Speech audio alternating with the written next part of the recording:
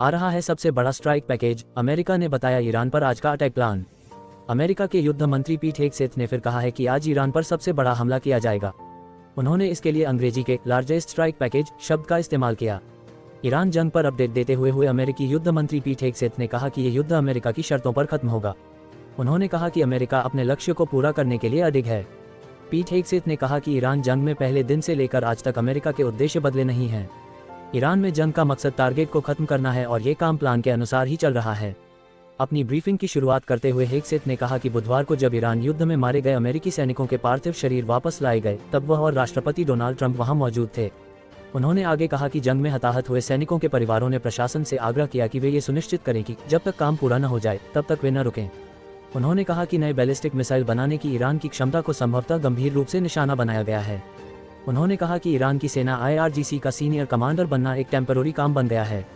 यह अमेरिका का व्यंग्य जैसा वाक्य है। इसका मतलब है कि IRGC के टॉप पद अब परमानेंट नहीं रहे। अमेरिकी इजरायली हमलों की वजह से ये बहुत जल्दी खाली हो जाते हैं।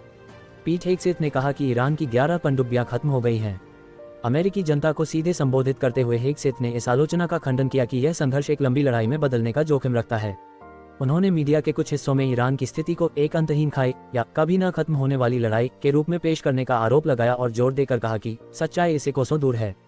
उन्होंने इस बात पर जोर दिया कि ईरान में अमेरिका के लक्ष्य पहले दिन से बदले नहीं हैं और वे लक्ष्य के अनुरूप और योजना के अनुसार चल रहे हैं।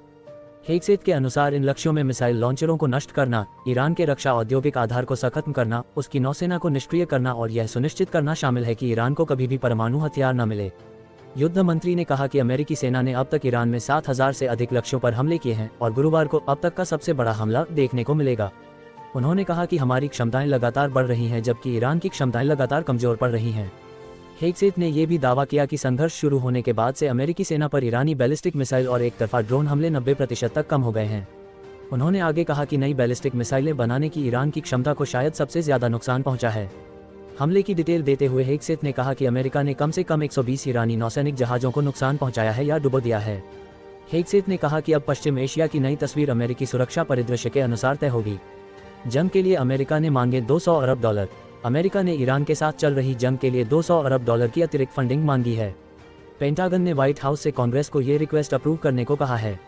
ये राशि युद्ध की बढ़ती लागत, हथियारों की कमी भरने, मुनिशन प्रोडक्शन बढ़ाने और संभावित ज्यादा सैनिकों की तैनाती के लिए है। पिछले 3 हफ्तों में युद्ध के शुरुआती खर्चे अरबों डॉलर में पहुंच चुकी है।